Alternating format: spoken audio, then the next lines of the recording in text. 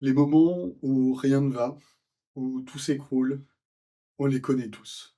Mais comment éviter que cette déprime se transforme en dépression?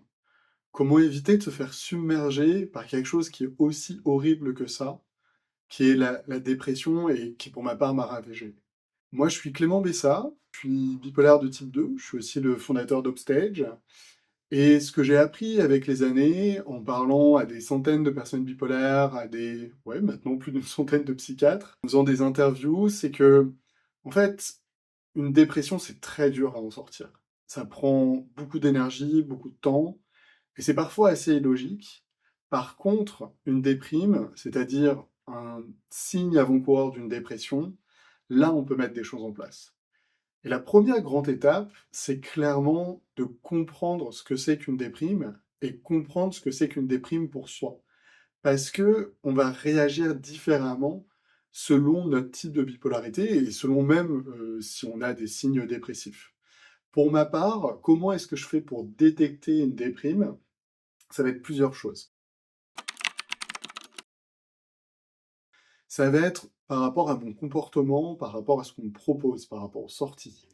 Lorsque j'ai pas vraiment envie de sortir, que j'ai envie de rester chez moi, jouer aux jeux vidéo ou regarder une série, déjà c'est mauvais signe. Il va y avoir le sommeil, le fait de pas avoir envie de se lever le matin, d'avoir du mal à sortir du lit, de pas avoir envie de faire de sport, souvent la flemme de cuisiner, de manger des plats réchauffés, ce genre de choses. Il peut y avoir aussi de l'anxiété. Souvent mon anxiété est plus importante. Lorsqu'on m'appelle, notamment pour le travail ou même à titre perso, je m'imagine souvent le pire, je décroche pas vraiment. Ça, c'est un peu des signes avant-coureurs, mais c'est pas encore la dépression et des fois, j'arrive à les voir par moi-même, souvent en écrivant mon journal de gratitude, donc c'est un journal intime, qui permet en gros de se sentir mieux, mais ça peut aussi être, parce que j'arrive à le détecter autrement, en parlant à des proches et cetera et cetera. Donc voilà, première étape, détecter cette déprime. Deuxième étape, c'est de construire un plan d'action pour justement éviter que cette déprime s'empire. Pourquoi je dis qu'il faut construire le plan d'action avant qu'elle arrive? Parce que souvent, lorsque je suis en déprime, eh ben, c'est déjà compliqué de raisonner, de prendre des décisions. Donc en fait, ce que j'ai fait, c'est que moi, j'ai écrit mon plan d'action lorsque ça arrive. Et mon plan d'action, il est en plusieurs étapes. Première étape, c'est vraiment de surcommuniquer, d'en parler à mes proches, à ma mère, à ma copine, à des amis, à des collègues. Alors bon, ça aide parce que chez Upstage, notre mission, c'est d'aider les personnes bipolaires à atteindre leur établissement.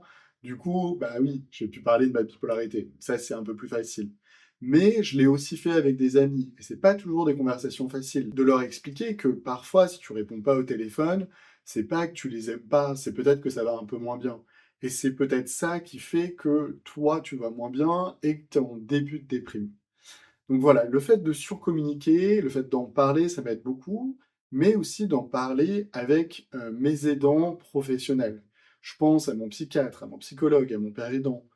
Donc généralement, j'essaie d'avancer la consultation et potentiellement, pendant un certain temps, si je me sens le besoin, c'est de rapprocher les consultations. Avoir une consultation, par exemple, toutes les semaines plutôt que toutes les 2 semaines. Et voilà. Mais après, ça dépend de votre rythme, ça dépend de vos moyens. Il faut vraiment se poser toutes les bonnes questions. Ensuite, il y a une autre chose qui m'aide énormément, c'est le sport. On le sait, c'est super. Maintenant, c'est très dur à faire, surtout lorsqu'on est en déprime, encore plus lorsqu'on est en dépression.